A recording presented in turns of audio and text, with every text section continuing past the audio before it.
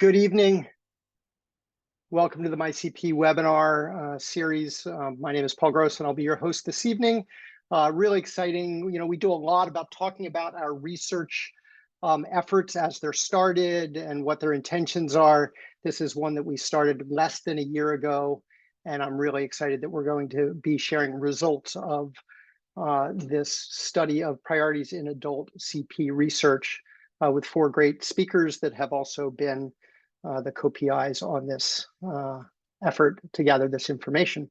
So the agenda for this evening is I'm going to do an introduction to the CP Research Network, turn it over to Jocelyn Cohen, who will talk briefly about the CP Alliance Research Foundation, and then we'll go into the discussion of priorities in adult CP research.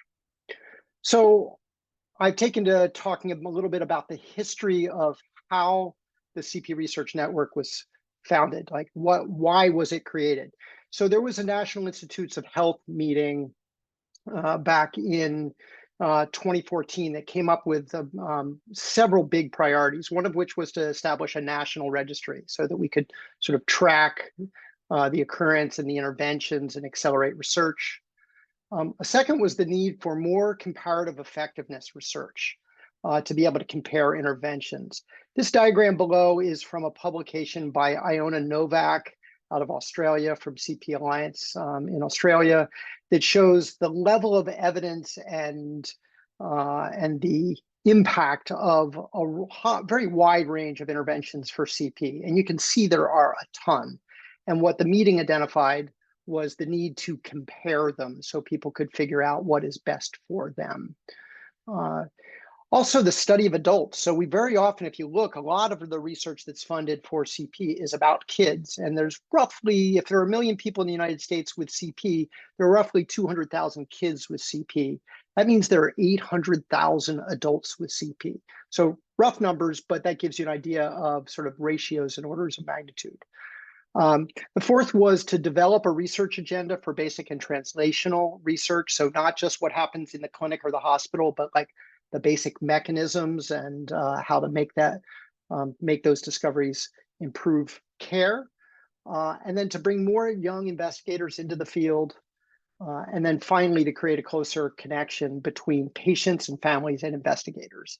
And those things were laid out at the end of the meeting, and a bunch of us went into task forces to try to move these forward. I was working on a national registry. Mary Gannotti was working on the study of adults, and we really founded the CP Research Network for the purpose of optimizing the lifelong health and wellness of people with CP and their families through high quality research, through education, and through community programs. And so this is the group coming together for our first patient-centered research agenda called Research CP in Chicago in 2017.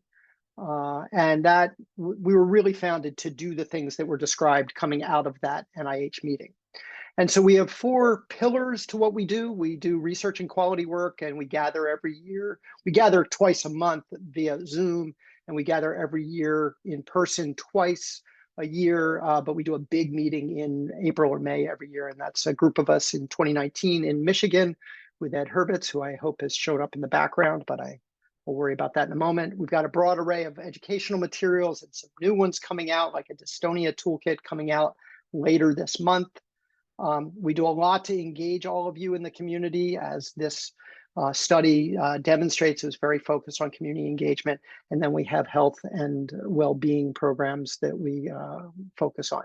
So our vision is that by engaging you as the community and a very large number of health systems, we can create a learning health network. And what a learning health network is, by definition, is something that uses the data that comes from the care of people to improve their outcomes through improving treatments.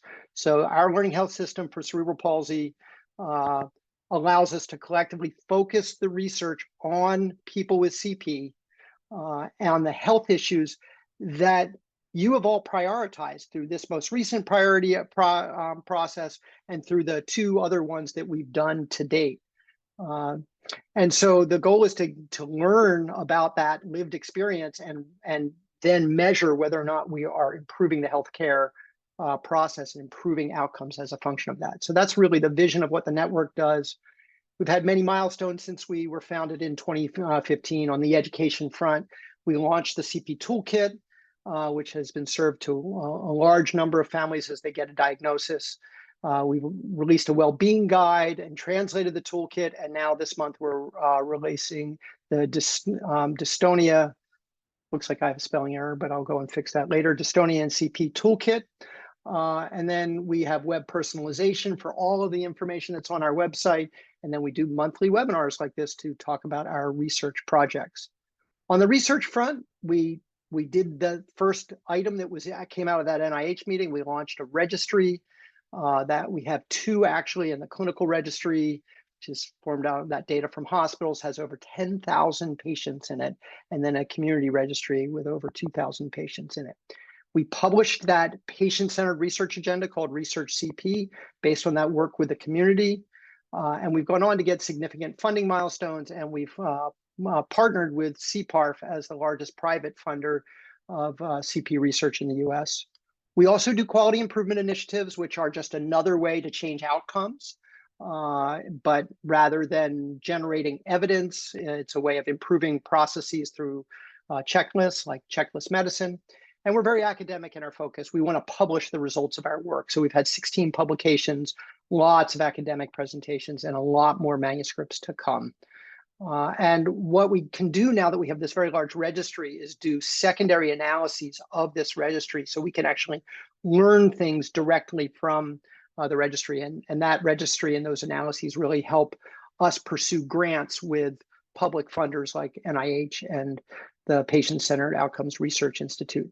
And then on the wellness front, we've partnered with the National Center for Health, Physical Activity, and Disability to offer the mentor program to people in the CP community. And then we're working on developing pediatric programs.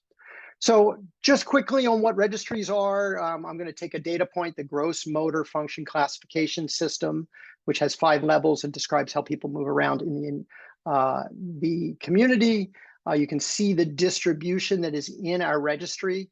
That's in our clinical registry where we gather data from people coming into hospitals. And you can see the distribution of ages. And so you can see about 25% of our registry are adults, because many of our hospitals are pediatric in focus. If I compare this to the community registry, which gathers information from you on your computer or on your cell phone through a series of surveys, you see a very different distribution of gross motor function classification system and a real leaning towards adults in terms of the age of people. And this is the bias of the web, where many of you are out there advocating for yourselves, looking for information and being willing to contribute your information to move research forward. So the network is now up to 34 centers across North America. The green pins are sites that are collecting data actively in the registry. The yellow pins are working on our technology infrastructure. The blue pins are sites that have raised their hand, say we want to join the network, but they have not signed our agreement yet. Red pin is a site that's still working on some of the compliance. And then the green circles indicate which sites are lifespan centers. They treat kids and adults and therefore contribute to the data in our adult research studies. And then the orange one is our data coordinating center, where our registries are stored at the University of Pittsburgh. So our goal is to stimulate research. So we set a patient-centered research agenda. We build infrastructure, registries, the network, the data coordinating center, really to help investigators get funding for studies. We try to balance between generating evidence, which takes a lot more time, and improving care, which is the QI work. And we can use our registry as part of that learning health system to monitor whether or not we're improving health outcomes. So I'm going to run an animation real quickly to show you the life of the network and the studies that we've developed. So there's a little bit of a legend at the bottom. You're going to see a bunch of sort of off-white things that those are studies focused on children. The ones that are that sort of chartreuse color are ones focused on adults, and ones in gray are focused on people across the lifespan. So I'm just going to let this go, and then it's going to have a timeline across the top and show you when we implemented these studies over years.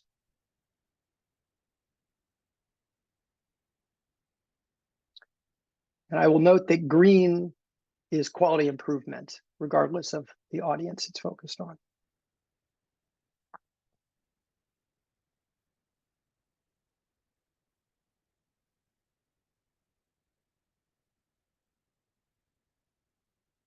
So as you can see, we have a lot of work going on in the network. A lot of it addresses the needs of kids, and a lot of it addresses the needs of adults. And that's really a very good segue into tonight's topic. So the unique value of the network is that it provides this sustained platform for both research and improving care, and it enables the study of long-term outcomes in people with CP, and it is core to implementing a learning health network. So with that, I'm really excited to turn it over to our speakers this evening. I'm going to turn it over first to Jocelyn Cohen, who's the Vice President of Education at CP Alliance Research Foundation, and she is one of the co-PIs of this study. I'll let her introduce the rest of the team. So take it away, Jocelyn. Do you need me to? Probably should stop sharing. You should keep that up so I get everyone's titles right. Okay, great. Thank you so much for the kind introduction. And as Paul mentioned, everyone, I'm Jocelyn Cohen. I'm Vice President of Education at Cerebral Palsy Alliance Research Foundation, or CPARF for short. Before I tell you a bit more about CPARF and why this research project matters so much to me, I'll share a visual description of myself for additional accessibility. I'm a white woman with dark brown, shoulder-length hair that's down and brown eyes. I'm wearing large teal glasses and a forest green mock turtleneck. There's a CPARF-related background behind me that has white and different hues of green. Sometimes I might look like my eyes are looking away from the screen or like they're rolling, but that's part of my cerebral palsy. CPARF funds US-based research to change what's possible for people with cerebral palsy, implements proven science, empowers people through education, and advances technology benefiting all disabled people worldwide. On the research side, we currently fund an array of projects that address cerebral palsy in all ages and stages of life. CPARF-funded projects and fellowships focus on adulthood, chronic pain, technology, early detection and early intervention, regenerative medicine, and genomics. The discoveries that researchers make today will make a difference for millions of people with cerebral palsy soon and for generations to come. And CPARF's accelerator grant within the CP Research Network funded the important project we're about to discuss with a team that I'm proud to be a part of. So I'll introduce them a little bit here and then tell you a little bit more. So we have Dr. Cristina Sarmiento. She's the principal investigator of the study, and she's the assistant professor of physical medicine and rehabilitation at University of Colorado. We have Dr. Mary Gannotti, who's also a physical therapist, professor of physical therapy at University of Hartford, and the co-chair of the CP Research Network Adult Study Group. And we have Dr. Ed Hurvitz, who's professor and past chair of the Physical Medicine and Rehabilitation Group at University of Michigan, and he is the co-chair of CP Research Network Adult Study Group. So lots of qualified people here who care a ton about adults with CP. And as an adult with CP, I was shocked and angry when I started experiencing unexpected changes in my 30s. Turns out that these changes, no matter when they occur, are common for folks with cerebral palsy at an earlier age. And that kept me wondering, what else am I missing? What else don't I know? What else is common and needs attention? I know I'm not the only one that has these questions, and I know that prioritizing research will play a crucial role in answering them. That's why it's meant so much to me to work on this project. And to kick off the discussion of our work, I'm going to pass the mic to Dr. Cristina Sarmiento. Thank you so much, Jocelyn. All right, I'm going to share my screen here.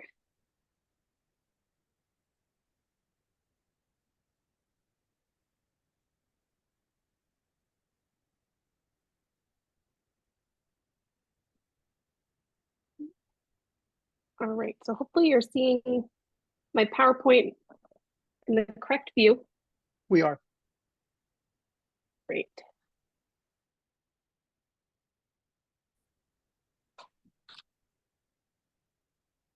Sorry, I was having some troubles loading.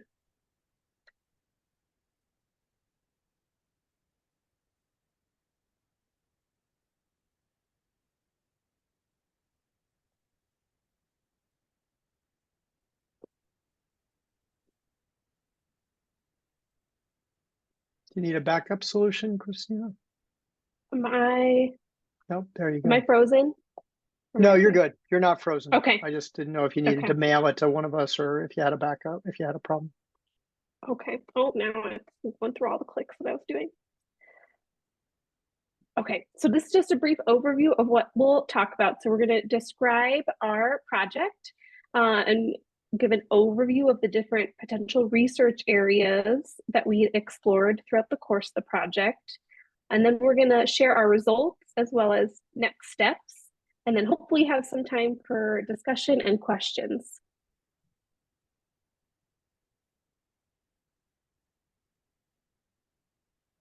We already went over the investigator team, so I'm going to skip this slide. Thanks for the great introductions, Jocelyn. So a little bit of background. So as Paul was telling us, in 2018, CPRN published its patient-centered research agenda, and that found that the highest priority for the CP research agenda was treatment of pain, functional decline, and fatigue in adulthood. And then in 2019, CPRN launched its community registry, which, as we learned, collects patient-reported data on function, pain, and quality of life. But the challenge is that the current population of the registry doesn't reflect the diversity of the CP population. We're going to give you a little bit more data about this, but that's just a brief background of what inspired this study. Additionally, Dr. Ed Hurvitz's group at University of Michigan has been studying aging in adults with CP. And through this research, we've learned that kidney disease, bone health, and primary and preventive care are major areas of concern when it comes to the health of adults with CP.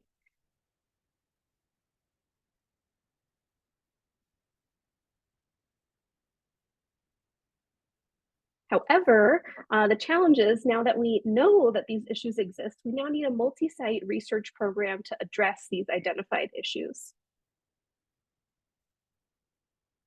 So that led to this study, which has the goal of advancing research about adults with CP.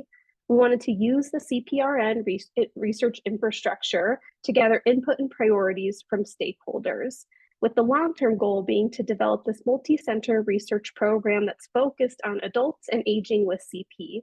And we really wanted the research agenda to be co-created by consumers, clinicians, researchers, and community leaders. So I'm going to go through the methods quickly of our research study so that we can get to the results, but it was a qualitative research study. So we conducted focus groups to gather data and hold conversations with people in these various stakeholder groups. Our first aim was to conduct focus groups with individuals with CP as well as caregivers. Our second aim was to then conduct focus groups with clinical investigators that focus on adults and aging with CP. And finally, our third aim was to conduct focus groups with community leaders and advocates in the CP and disability spaces. Now, in these focus groups, we reviewed some of the background evidence that informed and inspired this research study, and we talked about 4 topics in particular. We talked about bone health, kidney health, primary care and preventive screening, as well as the CPRN community registry. So we're going to give just a little bit of information about each of these so that you guys also have the context and the focus group participants had.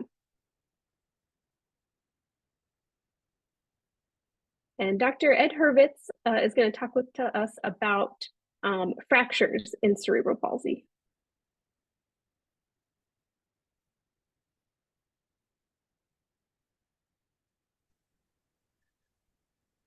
Hi, everybody. Sorry, just taking a minute to get a little more organized. Okay, great. Okay, good. Thanks, everybody, for coming today. We're very excited to talk about these topics. So, in adults with cerebral palsy, fractures are very common. Now, fractures are very common in cerebral palsy throughout the lifespan. So, what you see here are graphs for women and men, boys and girls, and women and men. And you see that the dark line represents people with cerebral palsy, and how often they have fractures is always greater than the light line of people who don't have cerebral palsy. With women, it goes up when they get into the menopausal years in both groups. What really surprised us is that with men, it also went up very high as they got older. And you see, even as they get into their late 40s, that numbers gets very, very high. And of course, with men without cerebral palsy, it just stays the same. So this is a very common problem, and it represents quite an impact on people's life when they get a fracture. Next slide, please.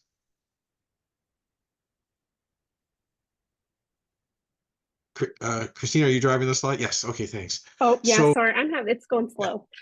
okay. All right. So what we found with our research, this is research led by Dr. Dan Whitney, is that fractures lead to illness and even early death.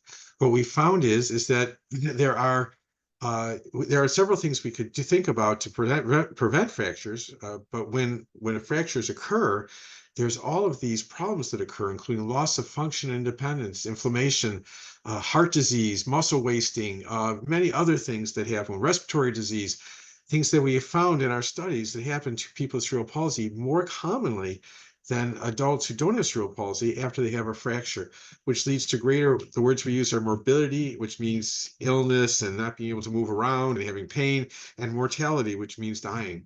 So we can improve and even save lives if we address bone health and do better screening and treatment in adults. Next slide, please. So we want to take better care for bones. Well, how do we do that? Well, one thing is making sure that people get more bone scans, which we call DEXA scans.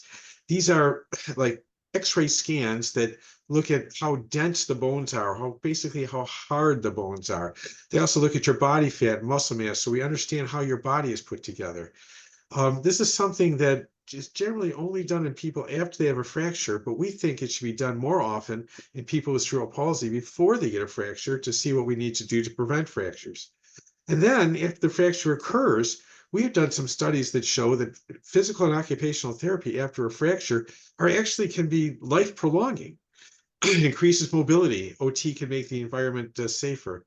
So absence of therapy can probably leads to less participation, less mobility, and higher risk of disease. So next slide, please.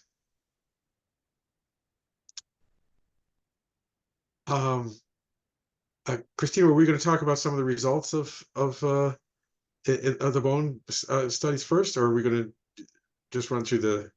I'll just go with the slides. Okay, so we also were looking at detecting and treating kidney disease in adults with cerebral palsy. Next slide, please. So chronic kidney disease, and again, some work led in our team by Dr. Whitney, is a problem in cerebral palsy, more so than adults who don't have cerebral palsy. What do the kidneys do? So the kidneys in your body clean toxins from your blood. They regulate the amount of fluids in your body. Everybody knows the kidneys help you get rid of fluids when you have too many fluids. Adults with cerebral palsy have an increased risk of kidney disease. This is most likely related to the fact that adults with cerebral palsy have a higher risk of hypertension, likely relates to the fact that they're less active and they tend to have more body fat. It's very common in adults with cerebral palsy of hypertension. So it can lead to needing dialysis and need for a transplant. Next slide, please. So what we have also found is that decreased muscle mass can lead to misdiagnosis.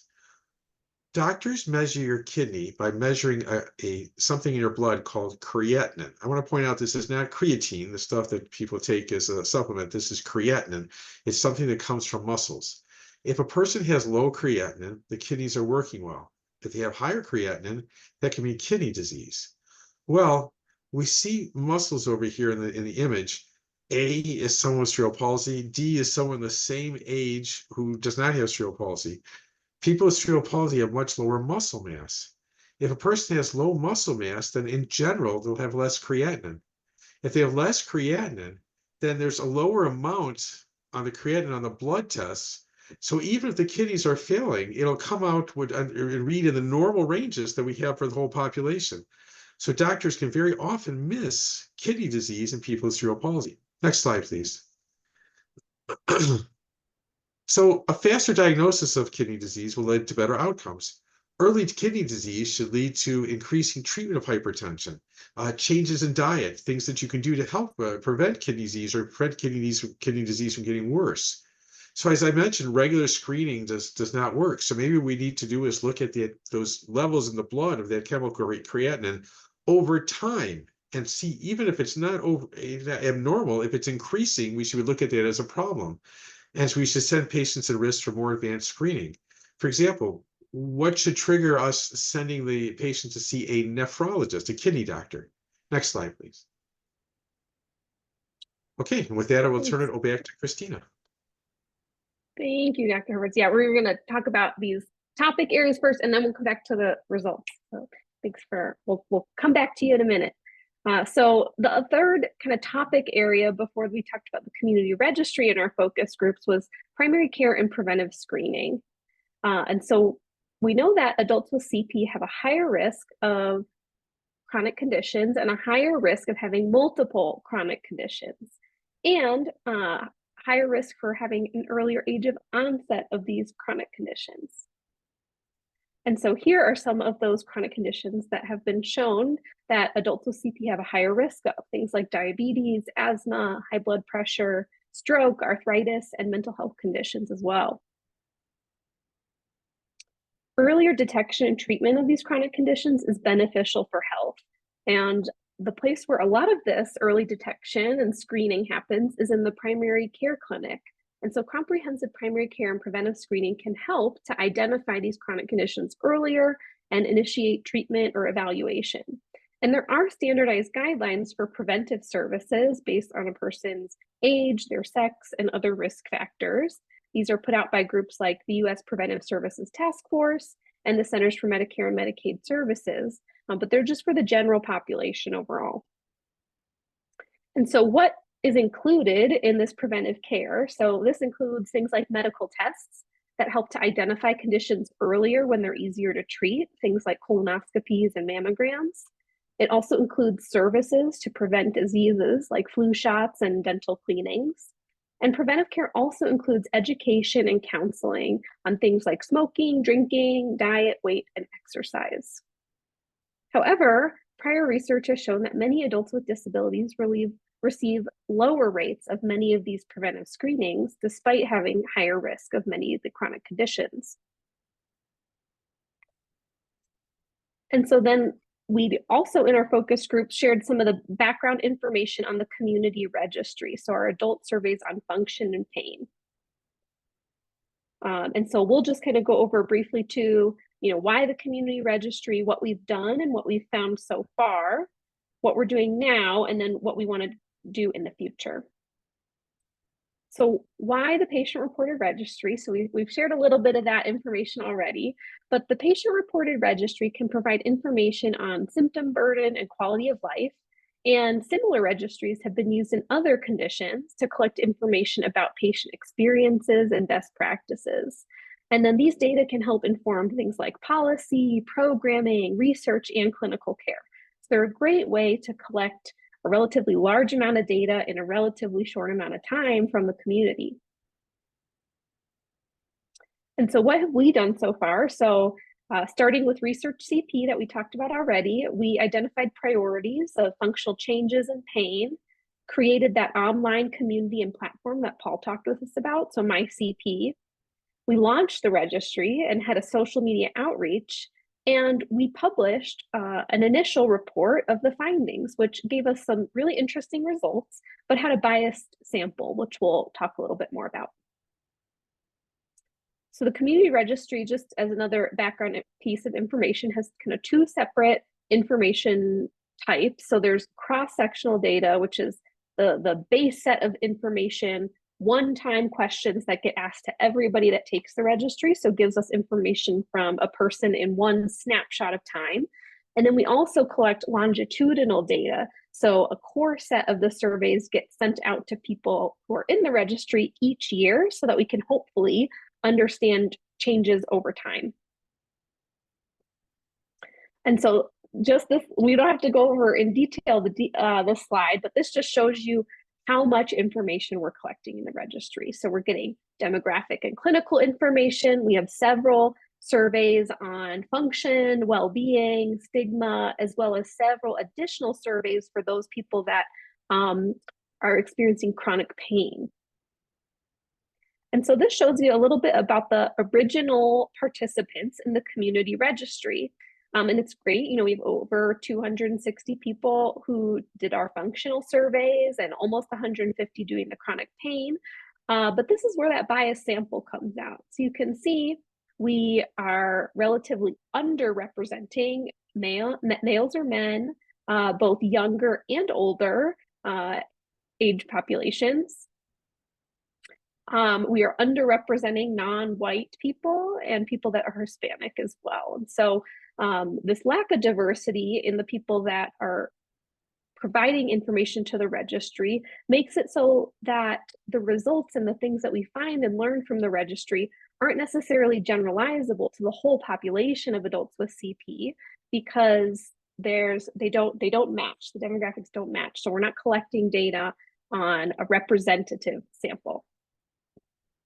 What we have found is that we see high rates of functional change. So this graph here on the left in yellow is showing us rates of gross motor decline. So declines in a person's mobility with age. And so we saw high rates of that for a variety of reasons detailed here, things like pain, fatigue, changes in strength, or changes in their muscle tone or spasticity. And we also saw that these functional changes with the decline increased by age. So older age groups reported more commonly these declines in function. This figure of a person here too is showing us where people that had chronic pain experienced their chronic pain. So you can see high rates of chronic pain in the low back, as well as the joints of the legs. And for a lot of people, this pain is not being adequately managed. So a lot of people rated their pain as either worse or the same that it was a year previously, and that it's not being adequately treated. And so we did another burst of social media and internet recruitment, partnering with some other organizations to try to get more people to participate in the registry, particularly in those underrepresented groups. And you can see here we were able to recruit more men, a little bit more people that had lower levels of functional mobility and who were non-ambulatory, but we still have work to do. And so we need more diverse enrollees. This was the issue that we went into this current study with. And so what are other enrollment strategies that we can use to try to improve the recruitment and enrollment? So hopefully that helped give a little bit of the context of what type of information we were giving to participants in our focus groups. And now we're going to share with you the information that we got from our participants in our focus group. So our current study's results. So this is showing you kind of who participated in our focus group. So these are the people that participated in our lived experience focus group. So this group was majority adults with CP. We had one caregiver participate.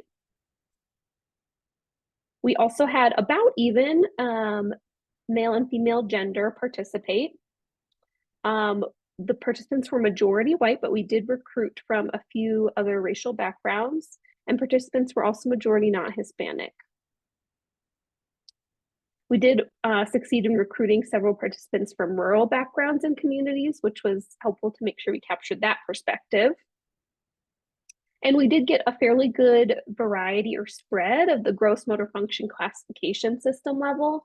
If you think about it, like levels 1 through 3 refer to people that are predominantly ambulatory or walk either with or without the use of assistive devices, and 4 and 5 are predominantly non-ambulatory or use wheelchairs. And so when we kind of think about that spread, we did recruit participants kind of from both sides of this scale.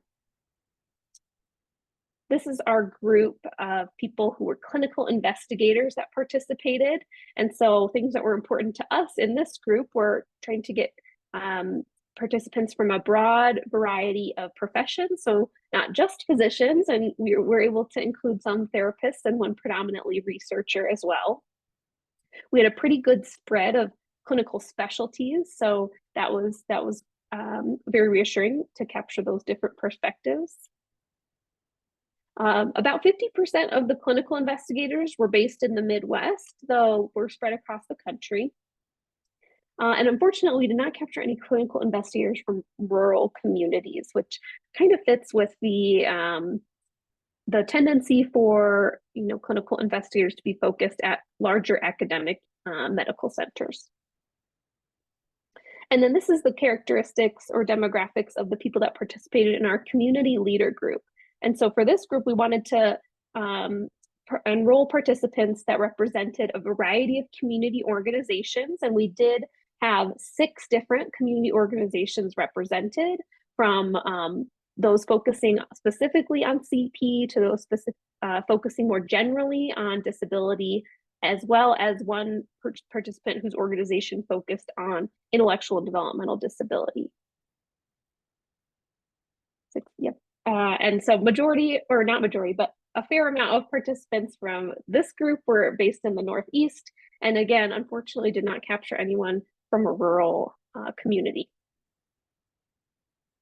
So in these focus groups, we asked participants among those 3 medical areas that we presented: kidney health, bone health, and preventive care, what or how important they felt that these topics were to them. So we asked them to take a poll and rank the topics on a scale of 0 to 5, so 0 being not important at all, and then 5 being very important. And so you can see here in our adults with CP group and our clinical investigators group, and the top one in orange is bone health, the middle one in blue is kidney health, and the bottom in green is preventive care. So all 3 of these topics were very important across the focus groups and across the different topics. However, then we made it a little bit harder, and we asked people to rank these areas in terms of priority. So 1, 2, and 3 from highest to lowest priority. And you can see here that most participants ranked preventive care as the highest priority topic area. Bone health was pretty close behind, and then kidney health was felt to be the 3rd priority. Some of the overarching themes or kind of messages that we learned from our focus groups were focused on patient and provider knowledge gaps. That was our first theme that we identified. So participants told us that providers are unaware of and uncomfortable with CP care. And when we talked about the risks of things like bone health and kidney disease, many participants were learning about these risks for the first time. And out of this came the need to educate providers as well as adults with CP so that they can be advocates in their own care when they're faced with a provider who's unfamiliar with CP. So this was a great quote from a participant. I just think most people feel like CP is just a childhood thing. It's not. It's a lifelong condition, and the lack of providers in the adult world to take care of us and to really know and understand what we're going through on a day-to-day basis is really, really frustrating. How are we supposed to know to advocate for ourselves, not just as an adult getting older in age, but as an adult with CP who are now at higher risk for all of these other things? The second theme that we took away was the need for a precision medicine approach for adult CP care. So this came out in a few different ways. So one was the goal to have CP specific care guidelines. So like those preventive care guidelines I shared with you that the U.S. Preventive Services Task Force creates, how can we have that, but for CP? And more broadly, how can we take into account a person's risk factors? So their functional level, their age, their medical comorbidities, so that we know who is exactly at highest risk for these chronic conditions, and then how do we appropriately screen, diagnose, and then treat different people differently. And so this participant quote was an adult with CP who said, I would also add, and it's not just screening tools, but what is an appropriate baseline creatinine? And what would be an appropriate amount of increase and or decrease? It could also be different for different GM-FCS levels. We don't necessarily know that yet. I think that would be an interesting question to look into. So this participant was particularly giving an example of a precision medicine approach when screening for kidney disease. The last overarching theme that we took away was the need to address ableism. And so ableism or discrimination against persons with disabilities is a barrier to care. Some specific examples that people brought up were communication impairments that really impact patient-provider relationships, as well as ableist assumptions by providers, especially regarding things like sexual activity and reproductive health. And there really was an urgent need to address this. And one example of a way to hopefully address this is through health profession training. So as we're training doctors, nurse practitioners, therapists, how can we combat ableism early on? So this participant, who is a community leader, said, then there's some practitioners that put up barriers saying that, well, this person doesn't need this preventive care because they're not going to childbear, or they don't have sex, those kinds of things. I think part of it is dispelling those. A lot of it is dispelling those ableist attitudes. So those were the overarching things we took away that kind of cut across all those topic areas. We'll share a little bit more detail about some of the specific things that we learned about our various topic areas. So I'll pass it back to Dr. Hurvitz for these next couple slides. Thank you, Dr. Sarmiento. Some of the more specific things we were told about bone health. Many adults have personal experience with cerebral palsy, which wasn't surprising because of the high amount of people that have fractures. The clinicians that we spoke to found it very relevant to their practice. They see a lot of fractures, and the community leaders felt the issue was important to themselves and to their communities. The providers were unaware of the bone health risks, and they weren't able to really provide guidance or lead screening and treatment decisions because there just isn't enough information out there. I just put something in the chat about osteoporosis medications. It was a great question, and as I said in the chat, it sounds like a great idea, but we just don't know if it really works and when we should do it. A lot of study has to be done. Here's a quote from one of the participants. They said they have diffuse osteopenia and nobody wants to address it, as well as a few other things nobody wants to address either. They sort of left here knowing that your health's going down the tank and not much you can do. It's my frustration. Next slide, please. As far as kidney health, it was new information for many adults with cerebral palsy. They weren't aware of this at all, and they felt there was a need to increase community and provider awareness. There were several adults with cerebral palsy who had personal experience with the kidney issues. Much of it was kidney stones, which is different than kidney failure, but there is some relationship. The clinicians said they saw issues with bladder functions frequently, perhaps less with kidneys, but bladder function. But again, bladder issues can contribute to some of the kidney problems. They see urine retention and infections. And they noted one of the things that came out that was very interesting is people told us about social and environmental factors. For example, when they're out in public, restrooms may not be accessible and they need assistance to use the restroom. So what people do is they don't drink a lot. They don't drink enough. They become dehydrated and they hold urine. All those things can be bad for the whole kidney and urinary function. So one of our participants said they completely agree about the underhydration. They're only going to change the diaper twice a day, and so they keep them dehydrated. That decade after decade dehydration probably contributes, and I think that's probably very likely. Next slide, please. Okay, Dr. Sarmiento. Thank you. And then related to preventive care, so the issues and barriers to preventive care were relevant really across the focus groups. And something that came up several times was that this is particularly true for women's health, thinking about preventive screening, things like mammograms and pap smears. Another issue that came up was healthcare system accessibility. So, it's all great and good if your provider orders a mammogram, but what if when you get there, it's not even accessible to you as a wheelchair user? Participants also shared that the transition to adulthood is a particularly challenging time. You're changing providers, you're changing services, and then there's also this view of CP as a static childhood condition, and adult providers don't get the unique needs of adults with CP.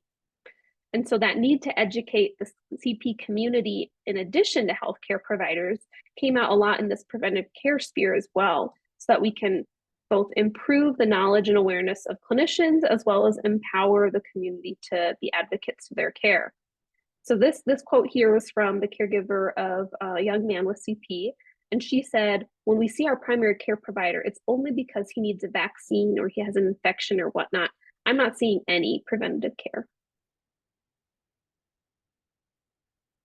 So now we're going to turn to the community registry a little bit. So we also asked a couple of our focus group participants how important they thought it was to collect patient-reported outcomes through a registry. Again, kind of from a 0 to 5 scale, where 0 is not important and 5 was very important. And so you can see Most participants in our clinical investigator group felt that it was important or extremely important, and everybody in our community group thought it was important or extremely important to continue this effort to collect patient-reported registry data. So people shared with us their views and perspectives on participating in the registry. So what we learned is that it's really important for us to appropriately communicate the motivators or the reasons to participate in the registry. So this included things like being able to educate oneself on important issues, understand one's own health, as well as contribute to scientific knowledge in the broader community. Several participants shared with us that they trusted CPRN as a source for information and research, and so this could hopefully be a facilitator to participating in the registry. However, we also need to ensure accessibility of the registry. So this included suggestions like providing more visual information, enhancing social media recruitment. People shared that it was hard or challenging to access the surveys. There were a lot of steps involved in terms of signing up for MyCP, logging into the portal, and then taking the surveys. And then we also need to ensure that our surveys are accessible with things like screen readers and head pointers. Another opportunity to improve participation and diversity in the registry is to allow for proxy responses. So right now, people can only participate in the registry if they're able to consent to participate themselves. But for people that have much more severe disability, they might rely on a caregiver or family member or supporter to respond on their behalf. And right now, the registry does not capture those voices. So this quote comes from an adult with CP who participated, and they shared, "I just want to be able to help. Any information that I can give on to somebody else. I don't even know if I filled out that form or not. Like I said, I learned a lot today, but it's more about giving back what I can to do to help. Probably in my younger years, I didn't think about this or didn't even want to think about this. Now it's more, especially when it hits home. You see somebody and you say, man, they're probably going through the same thing that I am. It's more about anything that I can do to give back to somebody else." Participants in our focus groups also shared suggested recruitment strategies for the registry. So these included things like minimizing the burden of survey. I think we all experience survey burnout, as well as being more accessible and visible on social media. So things like tweets and leveraging the platforms of some social media influencers that participated in our focus group. We also need to optimize our collaboration with our clinical sites. So there are some challenges to this, but how can we actively recruit participants into the registry in the clinic setting? Or at the very least, can we give QR codes to the MyCP in after visit summaries from clinic visits, have flyers in waiting rooms? How can we leverage those clinical connections that the CP Research Network has? Additionally, how can we collaborate better with community organizations? So we got lots of great suggestions from participants about how to recruit from the disability space more broadly, target both younger adults through like high schools and universities, older adults through community and senior centers, and those with more severe disabilities like people associated with independent or supported care facilities. So this participant, who is a community leader, gave us a quote about the survey burden. So we are working pretty aggressively to reduce barriers. We saw that a lot on our own folks locally. We were getting a few questions in or partially through a survey and then just not completing them.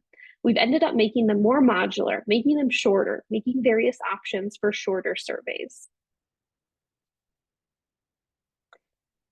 And so just to wrap up here, hopefully with a few minutes left for any questions or thoughts, this study is, like all studies, not without its limitations. So we recruited participants from CP and disability-focused networks. And so a lot of our participants are active in and connected with the CP community already. And so their perspectives and their thoughts, they may differ from people that are less well connected to these networks. Additionally, we really prioritized and sought to amplify the voices of adults with CP, but we did only end up with one caregiver participant. And so it's hard to say, would a larger group of caregivers of people with much more severe disability, would they have any different perspectives or different thoughts? And so just to conclude, Participants in our research study, they identified preventive care as the top research priority among those presented. Knowledge gaps, the desire for a precision medicine approach, and the impact of ableism impacted all of the research areas we talked about. And to optimize recruitment in the community registry, we need to clearly communicate its benefits, minimize barriers to participation, and leverage both our clinical and community collaborations.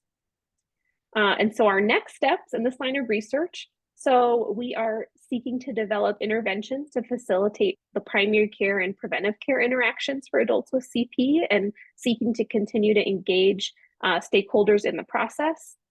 Participants also felt that bone health was a significant issue. And so really the kind of next important step in there is to identify who is most at risk for fractures and low bone mineral density, and how can we use that knowledge of who's most at risk to then guide appropriate screening measures. And we have so many new great ideas for new solutions and strategies to optimize community registry enrollment and diversity, including this QR code here, which will take you to MyCP to sign up, and then you can participate in the registry. And so that is it. Thank you for listening. And we saved a couple minutes for questions or thoughts. Yeah, thank you very much, Dr. Sarmiento and Dr. Hurvitz and Jocelyn, Cohen, and Dr. Gannotti. Appreciate it all. We obviously are on a debate night, and I think it's going to be tough. I don't know that I can ask people to stay late, but questions? Maybe raise a hand. There's one in the. Suggest really quickly is yeah, go ahead.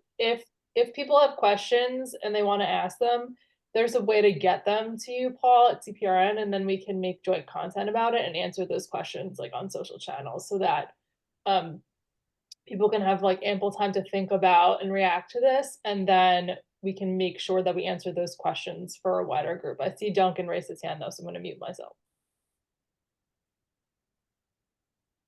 Duncan, you have 1 minute. We could have a follow-up CP conversation about this, Jocelyn. Yeah, You know, And we can also have a discussion on MyCP, which would be a great place to have it. But go ahead, Duncan. one of the issues that Cristina raised was a concern of folks about accessibility to diagnostic equipment, particularly mammography for women. Please note that this month, 32 years after the first ADA guidelines were issued, the Access Board has finally issued its guidance for diagnostic health equipment and examination room.